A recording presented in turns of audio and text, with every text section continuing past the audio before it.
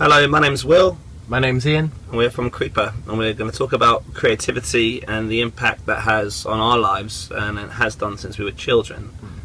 I think when me and Ian met through being creative. I was putting on shows, and Ian was playing music in a band, and he would play shows for me under my booking. I would book his band and some other local bands.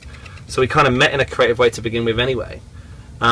It's kind of hard to remember the first time I ever felt hard to remember a time in my life where I wasn't thinking creatively, because I feel like every major milestone I've ever hit as a person has had kind of has propelled me into doing something creative anyway, anything major. So I feel like it's always been a very natural thing for me to try and express what I was going through, even if it went unheard or was something that was just for me alone. I've always had that in my life. I've been lucky enough to be confident enough to pursue it myself. For me it was, I noticed when I was in school, I sort of learned, and I learned in completely different ways to all the kids around me, and I sort of express myself in completely different ways, and the teachers never got it, and so they tried to put me in different classes and stuff. And I'm sure it's the same for like everyone in the band, because you just come. It's like a separate place. I don't know. It is. I think when you get into that kind of territory, like with Creeper, we've managed to really, over the years we've been playing together in other bands, we managed to refine what makes us sharpest at taking those emotions and turning them into something like productive and creative. I always feel like no matter how much negative we've had, we've always managed to somehow change that and challenge that that negative feeling into something positive. And we've been, we've kind of got older and learnt a more effective way of doing that. That's a key thing with most arts, though, isn't it? Like confrontation, like when things pop up that you feel confronted by, it's just tackling them. Yeah, like a reaction to that, tackling that hands-on, and thinking of creative solutions, and then that betters you and and us as a band, and from previous bands to where we are now. We talk a lot about creative solutions. Creative solutions is always is a phrase we use for everything. So we never have much money, and we never have like the resources we'd always wish to have to make something. So we have to make do. But I also think that if you were in a position where, say, you went and recorded that studio that had like an unlimited time and unlimited instruments, I think you end up writing something really crappy. I think that the best material and the best art you make is often under constraint, and if there is not a set of rules you have to abide by, you end up making something really self-indulgent and really uninteresting. And so I kind of think my favourite records were, like, my favourite punk records may sound like shit, but like I like them the best because they have that emotion that's really raw and that runs through them. And it doesn't matter about the recording. I think if they had unlimited recording and they had an unlimited budget, it would be a different record. Yeah, for sure. Yeah, man. It's weird, like, in terms of being creative as individuals. Like, if I go for say like a couple weeks without doing anything, like drawing or playing guitar, or like even silly little things like going out into the woods and trying to build a tree house or whatever, little things like that. If I go for weeks without doing that, like Kat's my girlfriend, she turns around to me and she's like, just go and play guitar, you're getting grumpy. Like, it really has like an effect on you, doesn't it? If you don't do something creative for such a long time, your mind just melts. Sort of melts and clouds in. It's something you like. For us, I think it's something we have to do. It's a catharsis. Yeah, like we speak a lot as well about how weird it was growing up. We've been on tour most of our adult lives. Not many people know that, but it's been in bands that no one would have heard of. So frequently, I don't really know what spurred it all on. And thinking back, there was never any real end goal. There's never really a place physically you want to end up. But we've always been kind of like attracted to being away and working on our projects, whatever they have been. And me and Ian we're very lucky. I'm very lucky to have found someone like Ian that we mesh very easily together.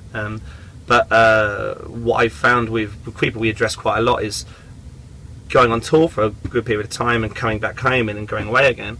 Your friends grow up, and your girlfriends, they end up like having their life goes on, and they have like they hang out with your friends as well, and you come back sometimes and everyone's got an in joke, or like everyone's life goes on. Everyone's progressing in their careers, and one of the core themes of Creeper was that running away. Like often I feel like it's like the Peter Pan thing with the Lost Boys running away, and then when Peter Pan comes back and sees Wendy, like she's grown up, and that's often what it feels like doing a touring band.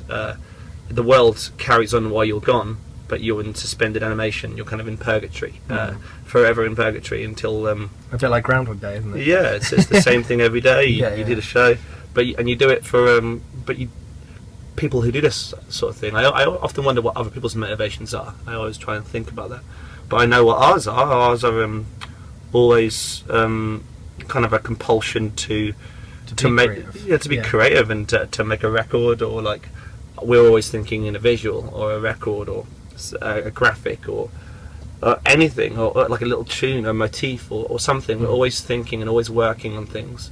Most of them don't even see like day all the time, but we're just we're like before being musicians. I think we're ideas men. I wouldn't say like Ian's certainly better than me, but I wouldn't say either of us are like just musicians. We're just ideas people who have like an ethic and a work ethic and want to do it, you know. Yeah, like before music, we were both studying film, weren't we? And I mean, that's bled into the band now. Like we can now start thinking of the band musically and sort of in terms of like the film direction. That's cinematic. That's where the sort of creative of the band comes from. And I feel like we were saying about end goals, there is no. Because we think in chunks, like projects, like we've got an album that we're going to be working on soon, so that's what we're focused on, and being satisfied with that as one product, like a big creative art project. Do you know what I mean? And if we're satisfied with that, then we move on to the next thing, and it's about just being creatively satisfied, isn't it? Is that rolling forward?